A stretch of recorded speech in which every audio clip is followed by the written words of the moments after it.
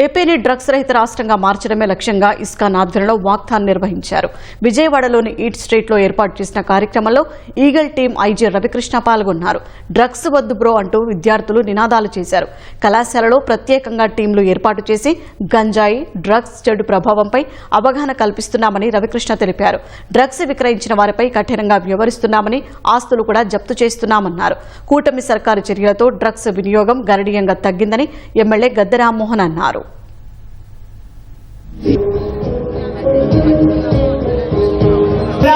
Thank you very much, and it is a good opportunity to share. Drug free Andhra Pradesh కోసం ఒక walkathon organise చేయడం జరిగింది. ఇక్కడ eagle అనే ఒక సంస్థని ఆంధ్రప్రదేశ్ ప్రభుత్వం ప్రతిష్టాత్మకంగా ఏర్పాటు చేసిన తర్వాత ఎంతోమంది పెద్దలు అదేవిధంగా సంస్థలు కూడా ఈ డ్రగ్స్ మీద ప్రత్యేకంగా దృష్టి పెట్టడం, అదేవిధంగా డ్రగ్స్ వల్ల వచ్చే అనర్థాలు, దానివల్ల సమాజానికి కలిగే పెను ప్రమాదాలు, వాటి గురించి చాలామంది ఆలోచిస్తున్నారు.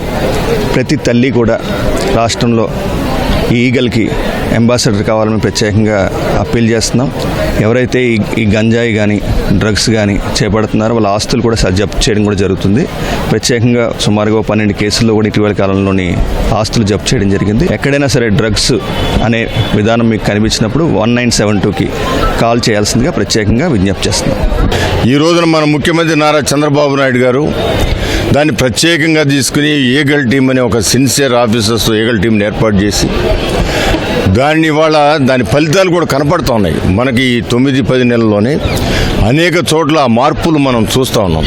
మీరు ఆ ప్రాంతాలకు ఏ ప్రాంతాలు అయితే గత 5 సంవత్సరాలు మరి డ్రగ్స్తో లేదా గంజాయితో విచ్చలవిడితనంతో అక్కడ ఉన్న ప్రజలందరినీ భయభ్రాంతులు చేశారు. ఆ ప్రాంతాలకు వెళ్తే ఇప్పుడు తగ్గుముఖం పట్టిందనే భావన అక్కడ ఉన్న స్థానికులు చెప్తా ఉన్నారు. ప్రభుత్వాలు దీన్ని కఠినంగా తీసుకోకపోతే మన ఈ చైతన్యం కొంతవరకు ఉపయోగపడుతుంది తప్ప శాంతం ఉపయోగపడుతుంది. ప్రతి ఒక్కళ్ళు ఈ నో డ్రగ్ నో ఎడిక్షన్ అని చెప్పి దానికి మనం ప్రతినిభూని ముందుకు సాగాల్సిన అవసరం ఉందని తెలియజేస్తాం. డ్రగ్ ఎడిక్ట్ అయితే మొత్తం కుటుంబం మొత్తం నాశనం అవుతుంది. కాబట్టి దీన్ని అరికట్టాల్సిన పరిస్థితి ఎంతైనా ఉంది. ఒకప్పుడు ఎక్కడో వినేది, ఇప్పుడు ప్రతి వీధిలో వింటున్నాం, ప్రతి స్ట్రీట్లో వింటున్నాం అనమాట. కాబట్టి ప్రభుత్వం దీనికి ముందుకు వచ్చి సంకల్పించి ఈగల్ టీం అని ఏర్పాటు చేసింది. చాలా వండర్ఫుల్ ఇనిషియేటివ్. పౌరుడిగా మా బాధ్యత మా ఇస్కాన్ సంస్థ తరపు నుంచి మేము సహకరించాలనుకున్నాము.